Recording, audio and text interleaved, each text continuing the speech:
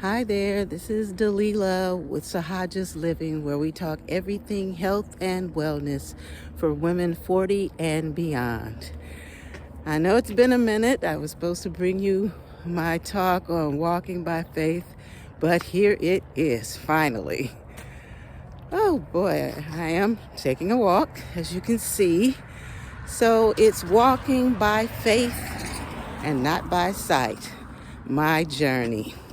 So I am a risk taker. I might not seem like a risk taker for those who know me, but I am. There are risk takers that jump out of planes. There are risk takers that climb the tallest mountains. And there are risk takers that drive the speedway. But that's not me. I am a risk taker for God, the Most High. I started my journey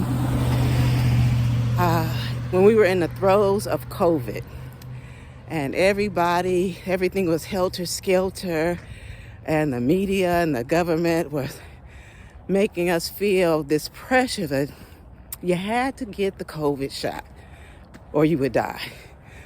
And it was such a dramatic time in the world.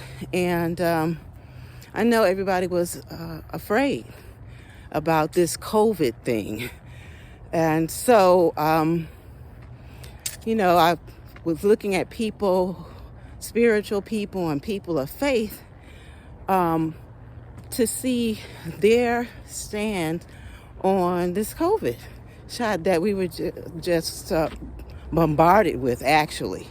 All the news reports and the advertisement. And I started to think, I had to pray and meditate on it. What should I do? And so I thought about it, and I decided to do what was best for me. And so this made me really question the whole concept of walking by faith. My next encounter with walking by faith, when I was really going through a really hard time in my life, and I wasn't happy. I wasn't happy in my marriage. I wasn't happy with my career. I wasn't happy with my career choice. I wasn't happy with myself, with my life. And I knew I had to do something, but I didn't know what. So I cried out to God, and I asked for help. I said, I need you. I need you, God, and I need you now. And I didn't hear anything that night when I prayed.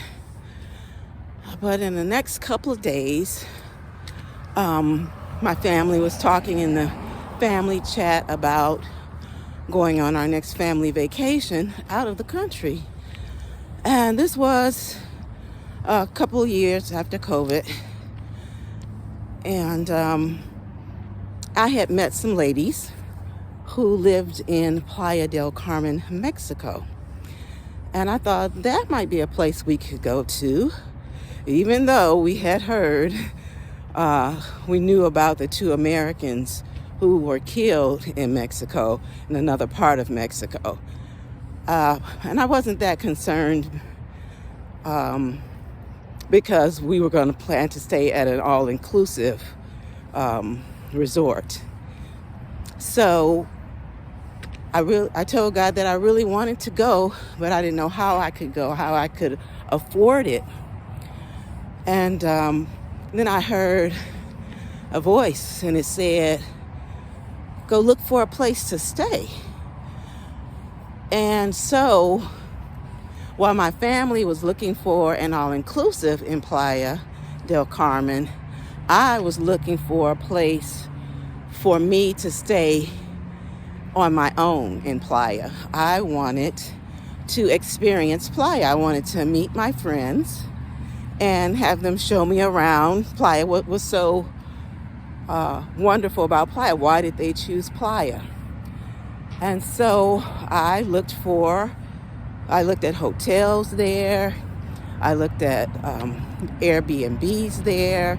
And I looked at what is called a hostel. It's like a boarding house where groups of people stay together. They sleep in the same room. They use the same facilities and have a communal eating area. And I knew some women who had gone to hostels and didn't have a problem. But for me, being my first time out of the country, well, actually second time, but in a long time. So I didn't feel too comfortable about staying at a hostel. So I looked at the prices of the hotel, and they were expensive. And I then looked at Airbnbs, and the Airbnb had more reasonable prices. So I found one that I liked that was near the downtown area. And so I booked it.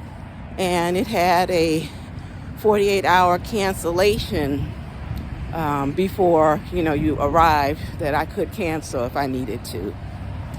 So after I booked my Airbnb, I heard voices say, "Get your ticket." And I was like, okay.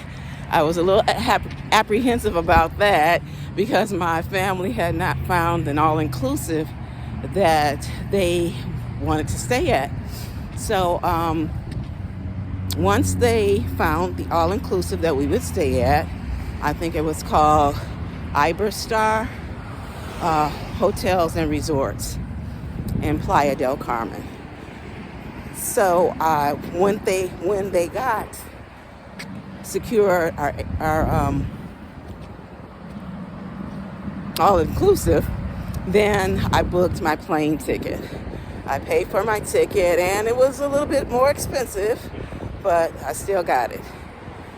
I flew out 2 days before my family to Playa, and when I got off the plane and walked through the airport and went outside, I felt this heavy, thick, humid air, and I realized I am not in Kansas anymore.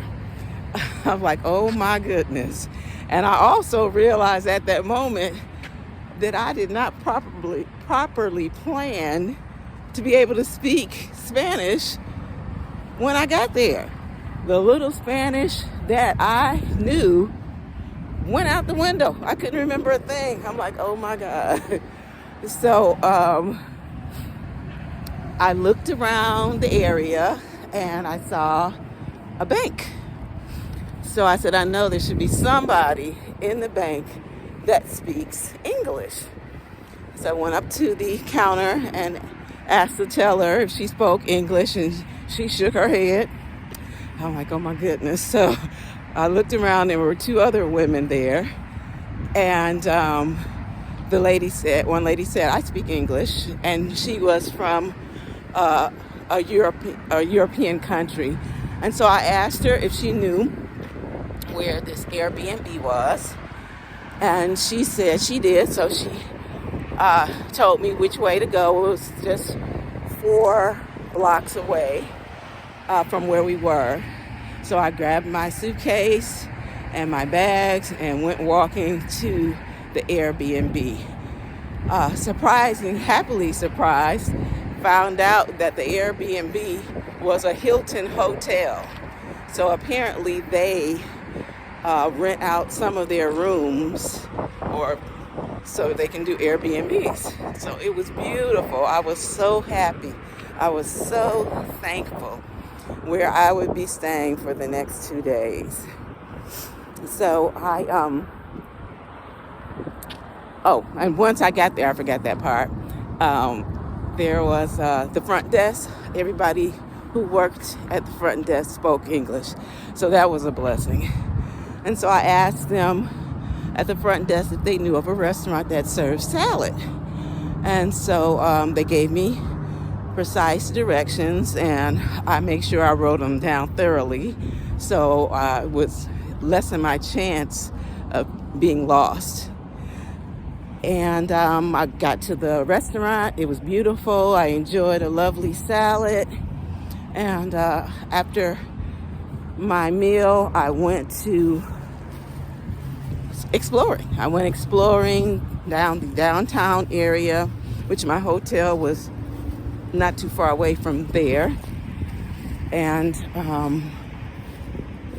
it was a little nerve-wracking at first because, I'm from Detroit, and, being in a strange place, a country, and not speaking the language, and, I was on guard. So once I looked at everybody, they weren't, paying me any attention. And so I just walked, explored, and had a great time. So after my 2 days at Playa, in the the downtown area, exploring the city, exploring the neighborhoods, which I did that as well, didn't have any problem.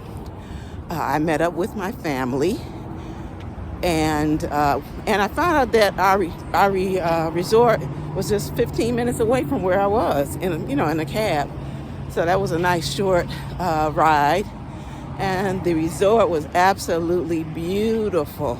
Absolutely beautiful. We had such a great time. So while we were there on our third day, we decided to venture out from the hotel, from the resort, and we went to this area that they call cenotes. And those are small bodies of water that are formed when there's cracks in limestone and the water drips down and it forms these underwater caves. But the cenotes that we went to were above ground. Came down this hill, and this beautiful lush greenery and this turquoise blue water. It was great.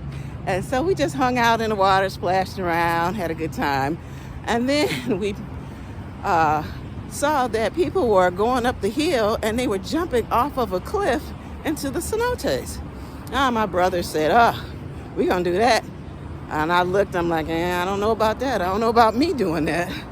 So I saw some little girls, 8 and 10 years old, running and jumping off the cliff into the cenotes. I'm like, shoot, if they can do that, I can do it too. That's what I said. So I went up after my brothers. My brothers jumped off into the cenotes and, swam away, and it was my turn. And I walked up to the edge and I looked. I'm like, I'm having second thoughts about this. And I didn't do it, and I walked back to get in a line on the hill while other people jumped off. And then I finally said, okay, I'm gonna do it. And so my plan was to run and jump, but I didn't. I walked up to the edge again. I was like, okay, you got to do it this time. And so I jumped in and went down deep into the water, and I came up, and I gasped for air, which I shouldn't have, because I ended up getting the Montezuma's revenge the next day. My stomach was messed up. But I did it. I did the thing. Shoot. I faced and slayed my fears. I jumped in that water by faith, and it was wonderful. And if anybody asked me would I do it again, I certainly would, because I know that God got me. So I just wanted to share part 1 of Walking by Faith, my journey. And I will have part 2 soon. I hope to see you there. Peace and love and happy 2025. Until next time.